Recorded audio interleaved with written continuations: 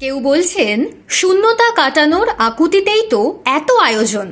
কেউ বলছেন প্রাসঙ্গিক হতেই মরিয়া হয়ে মাঠে নেমেছেন। প্রকাশ্যে মহাশূন্যে বিলীন হয়ে গিয়েছে বলার মতো লোকের অভাবও নেই। যেভাবে শাসক কিংবা বিরোধী দল বলছে সিপিআইএম কি স্রেফ সেই ব্যারিকেডটা ভেঙে ফেলতে চাইছে, এই আঙ্গিকে ভাবলে ভুল হবে।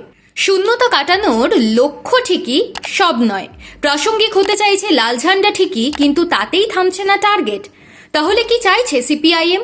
সোজা কথায়, যে ধারাবাহিক আন্দোলন একসময় বামপন্থীরা তুলে ধরেছিলেন বাংলায়, তাই ফিরিয়ে আনা এক এবং একমাত্র লক্ষ্য। আর কে না জানে যে কোনো ধারাবাহিক আন্দোলন ঠিক সাফল্য দেয়। আরজিকর আন্দোলন থেকে বাংলা বাঁচাও যাত্রা, বামেদের প্রতি পদে তারই ছাপ। আসন্ন বিধানসভা নির্বাচনে এই আন্দোলনের ফসলই বাম বাক্সে কিছুটা হলেও ঢুকবে বলে মনে করছে রাজনৈতিক মহল। ভোটের ঠিক আগে 4-4 এই ছক তৈরি করে ফেলেছে আলিমুদ্দিন। অর্থাৎ 4টি আসন যেখানে জেতার সম্ভাবনা প্রবল, এবং 4 জন নেতা ও নেত্রী যাদের জনপ্রিয়তা তুঙ্গে, যাদের জেতার সম্ভাবনাও প্রবল। ভারতীয় ক্রিকেটে একসময় ফ্যাব 4 কথার প্রচলন ছিল, যে 4 জনকে ঘিরে নির্ভর করত ভারতীয় দলের সাফল্য। কে কে ছিলেন সেই ফ্যাব 4-এ? সচিন, সৌরভ, রাহুল ও লক্ষ্মণ। প্রায় আস্ত এক দশক এরা ধারাবাহিকভাবে দলকে টেনেছিলেন। সিপিআইএমও এই ফ্যাব 4কে নিয়েই নামতে চলেছে বিধানসভা নির্বাচনে, যাদের তৈরি করা হয়েছে সময় দিয়ে, ঘষা মাজা হয়েছে যত্ন করে। একের পর এক হার দেখেছেন যারা, মিটিং মিছিলে আন্দোলনের মধ্যে সিজনড হয়েছেন যারা। সবচেয়ে বড় কথা হলো দলের 34 বছরের শাসনকাল দেখেননি তারা, বড়ই হয়েছেন বিরোধিতা করবেন বলে। এই ফ্যাব 4ই বামেদের পতাকা, নির্বাচনের মুখ, জয়ের ইঙ্গিত, প্রাসঙ্গিক হওয়ার স্বপ্ন। কারা এরা? মীনাক্ষী মুখার্জি, শতরূপ ঘোষ, দীপশিতা ধর ও সৃজন ভট্টাচার্য। এই 4 নতুন প্রজন্মের নেতা ইতিমধ্যেই জনপ্রিয়। তাঁর সভা সমাবেশ জনতার বিপুল ভিড় হয়, কিন্তু এতদিন সেই ভিড়কে ভোট বাক্সে আনা যাচ্ছিল না। বাম দর্শন বলছে একদিনে হয় না, একদিন হয়। বহু ব্যর্থতার পর এই 4 নেতা ও নেত্রী সেই একদিন এবার আনতে চলেছে। বিশ্বাস আলিমুদ্দিনের। এই ফ্যাব 4 যে কোথায় দাঁড়াবেন তা মোটামুটি ঠিক করে ফেলা হয়েছে, কিন্তু তার আগে প্রবল সম্ভাবনাময় 4 আসনের খোঁজ নিতে হবে। 2011 সালে ক্ষমতা হারানোর পর থেকে বামেরা এ রাজ্যে কোণঠাসা হয়ে পড়েছিল। এই তথ্য নতুন নয়। ঘটনা হলো লাল নিশান তার পরও মুছে যায়নি, বরং কিছু কিছু জায়গায় প্রবলভাবে ছিল। পরের 2টো বিধানসভা নির্বাচন ও 3টে লোকসভা নির্বাচনের গভীরে লুকিয়ে রয়েছে তার ইঙ্গিত। সেই কেন্দ্রগুলো বরাবরই নির্দিষ্ট ভোট দিয়ে গিয়েছে।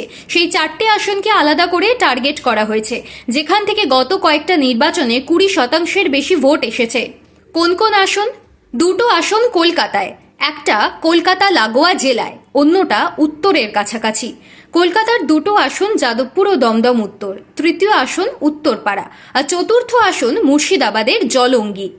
2021 সালের বিধানসভা ভোটে সিপিআইএম 4টে জায়গায় সবচেয়ে ভালো ফল করেছিল।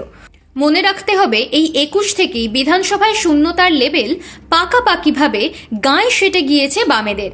কিন্তু এই 21-এর গর্ভেই লুকিয়ে রয়েছে 26-এর লক্ষ্য। যে 4টে আসনে জেতার জন্য মরিয়া হয়ে মাঠে নামার কথা ভাবছে আলিমুদ্দিন, সেই 4টে আসনেই 5 বছর আগে সবচেয়ে ভালো ফল করেছিল বামেরা। যাদবপুর থেকে দেবব্রত মজুমদারের কাছে প্রায় 40,000-এর কাছাকাছি ভোটে এড়েছিলেন সুজন চক্রবর্তী, কিন্তু সুজন পেয়েছিলেন প্রায় 60,000 ভোট। 27.9% ভোট পেয়ে দ্বিতীয় হয়েছিল সিপিআইএম। যে কারণে সম্ভাবনাময় মনে হচ্ছে যাদবপুরকে। দমদম উত্তরে বামেরা হয়েছিল তৃতীয়, এসেছিল প্রায় 21.5% ভোট।